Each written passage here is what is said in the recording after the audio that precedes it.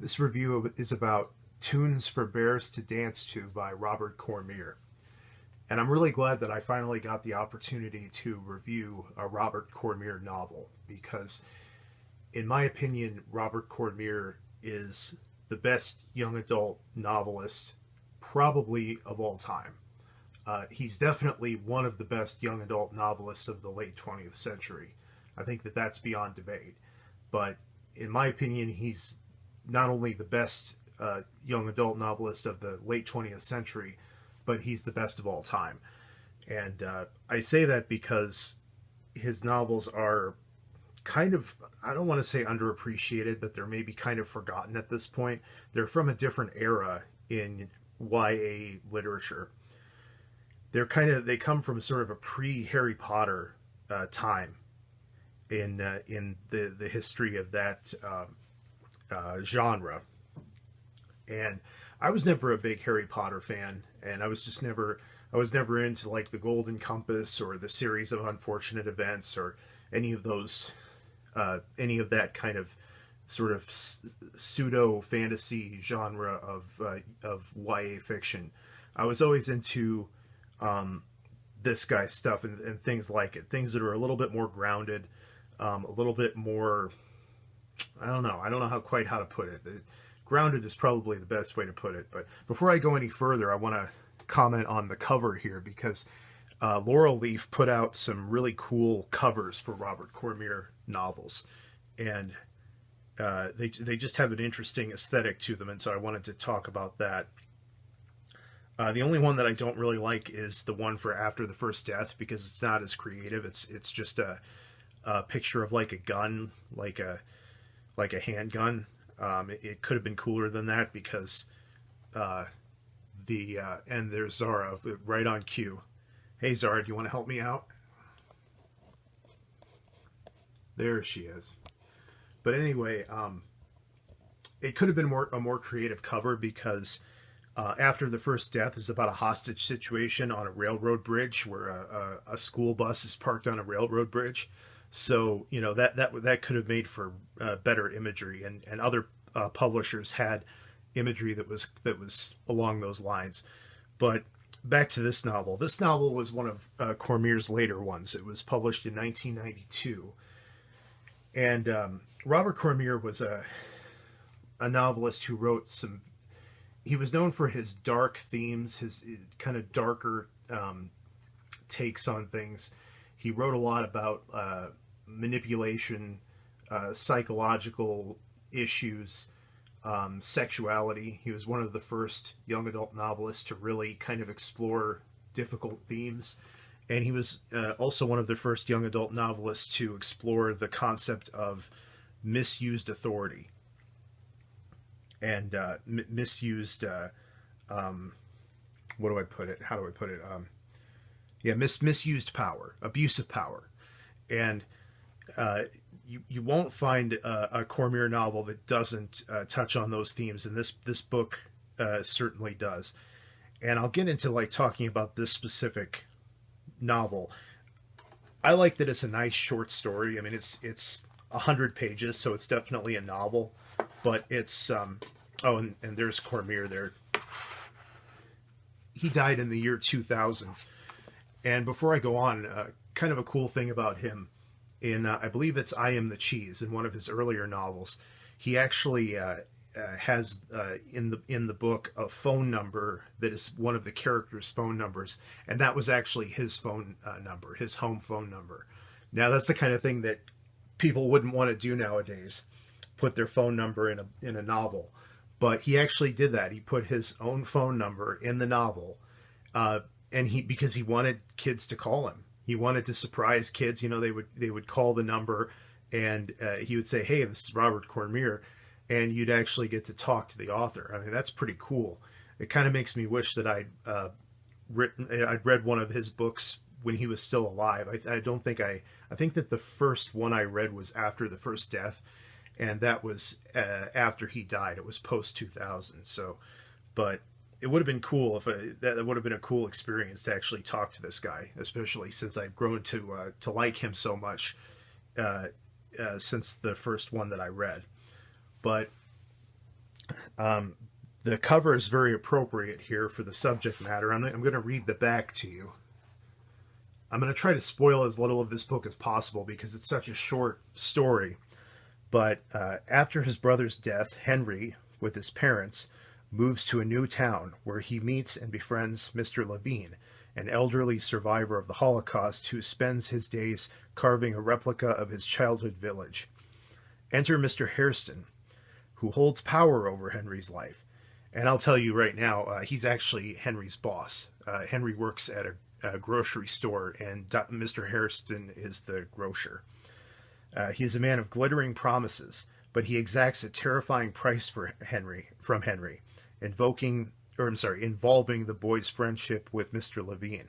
All Henry has to do is... And of course, when you look at the cover, I think you have a good idea of what Mr. Hairston wants him to do. But, yeah. So, let's see here.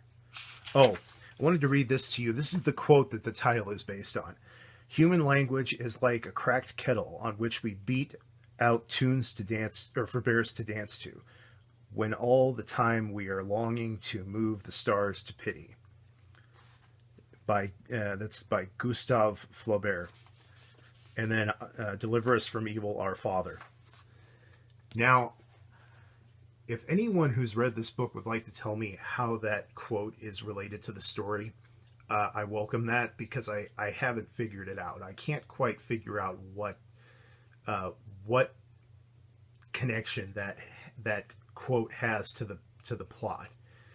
I mean, I kind of have a general idea of what it might mean, the importance of it, but you know, I'd be open to any. I would welcome any insights on that, because it's something that I haven't quite figured out.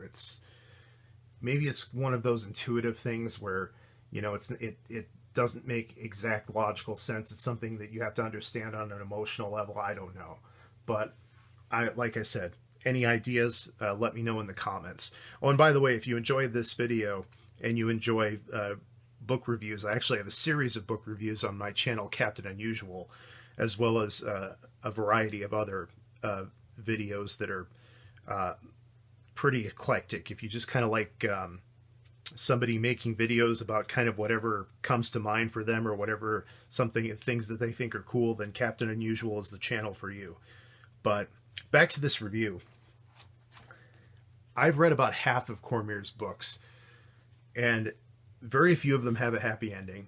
So I would say if you're sensitive to kind of, I don't know, if you want a happy ending, Cormier may not be the author for you. Now, not all of his endings are sad. Some of them are just kind of... The happiest ending that I think you can expect with Cormier is everybody survives. I think everybody survives not unscathed.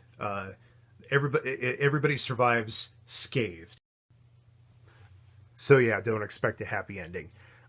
It's kind of, but that's part of what made him so innovative, was that he was one of the first young adult novelists who didn't treat his readers with kid gloves. He respected his readers, and you can really feel that in the writing. You can really feel not only the respect he had for young people, but how much he was concerned about young people and the challenges that they were facing in the latter half of the 20th century, when obviously things were changing very rapidly, and it wasn't all Pollyanna and happy days. There was drugs, there was more violence, there was more kind of complexity to life, and Cormier's novels really spoke to that. So that's, I have to say, what I really respect about him is that he wrote things that were kind of true to life. And you know, my dad always liked true to life movies. He wasn't much of a reader, but he liked stories, movies, TV shows that were true to life. And that always kind of annoyed me when I was younger, because when I was younger, I kind of preferred, like, not necessarily a happy ending, but an ending where there's kind of a sense of justice. But the more you live and the more you kind of realize that often there isn't a sense of justice, you kind of get used to the concept that you're not going to see justice be served all the time. And a realistic portrayal of that in fiction is something that I think often as you grow older, it's something you grow to appreciate. And I definitely appreciate that with Cormier. So anyway, I think that kind of covers everything. I'm not gonna tell you the ending because this is one that I actually kind of would like you to read. Um, it's kind of a nail biter in a weird way. I actually had to put this book down at one point and pick it back up months later because I just wasn't in the right headspace to read a story like this. And that's something that as an audience member or as somebody who is taking in a piece of entertainment, you kind of have to have a certain responsibility. You have to take the responsibility upon yourself to be an informed consumer of entertainment and know, basically, I like to say, know what theater you're walking into. If you are in the mood for a romantic comedy and you went in to see I don't know, The Exorcist, unless you're have a really strange idea of what love is, you're not gonna have a good time. So when you're picking up a Cormier book, you have to be informed that you're not necessarily going to have a fun time. It's definitely heavy subject matter for and it's the kind. I mean, it's heavy enough for adults. That's another thing. I mean, I'm an adult in my 30s. I can pick up a book like this, and it's meaty enough that I can enjoy it. It's not, like I said, it's not all Pollyanna and rainbows and happy days. It's real stuff. I mean, the themes it explores are themes that I've experienced in my own life. Like where people are, there's cruelty, there's abuse of power, there's abuse of authority, and it makes me think back to when I was younger and how when you're younger you let a lot of things slide that you as a full-grown adult with a fully developed ego structure, you don't let those things stand by or go. You don't let those things stand.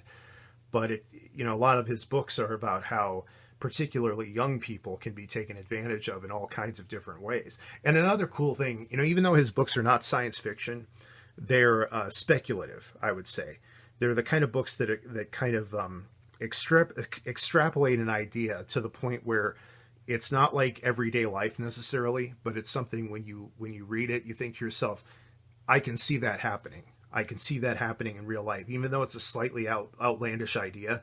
It's not like science fiction or anything like that. It's definitely like within the realm of possibility and even within the realm of probability. So that's kind of adds a cool edge to his fiction that makes it interesting. So anyway, I think that's about it. Like I said, comment if you have anything to say about this novel or about Robert Cormier. I think he was just amazing. There was actually a story about when he was young about how when his parents got into a car accident. He was raised Catholic in Massachusetts in like the Boston area, and he was told at school that his parents had been in an accident, and the nun wouldn't let him leave until he said his end of the day prayers. And that was something that really pissed him off, obviously, because here he doesn't know whether his parents are alive or dead. And his parents did survive, if I remember correctly. His parents survived the accident. But, the fact that he was forced to say those prayers before getting the news that his parents were okay was a major, it had a major effect on him growing up, and into adulthood. That feeling of being used and being like kind of being a plaything for somebody else who is misusing authority, who isn't suited to have authority, and they use you as a way to basically exercise authority improperly. And that's something that definitely shows through in his novels, and it's something I really appreciate about him as somebody who, doesn't like authority. I grew up on a farm. I'm a very much an individualist. I don't like people telling me what to do. And so that's probably one of the reasons why I like Robert Cormier, is because there's very much of that sensibility about him, of kind of like warning you about people who will kind of the little dictators that you see in everyday life. That's really what his books are about. They're about looking out, they're warnings to look out for the little dictators, because so many people are worried about like the big, the big politicians and people, on the global stage, people like the president and people like, prime ministers and CEOs and stuff. But oftentimes the people who will do the most damage in your life, or have the power to do the most damage, are the little dictators. The people on the city council who don't belong there, the people on the school board who don't belong there, the people, on the board or on the chamber of commerce who don't belong there, who don't, who don't know how to handle real power, and they use it for their own ego and their own personal aggrandizement. And that's what Cormier's novels are really about more than anything else, is watching out for the little dictators. And that's something that I do myself, and it's a big part of my life too. So Cormier, rest in peace. He's a great author, and he left an amazing body of work, about a dozen or so novels, and I recommend that you read every single one of them.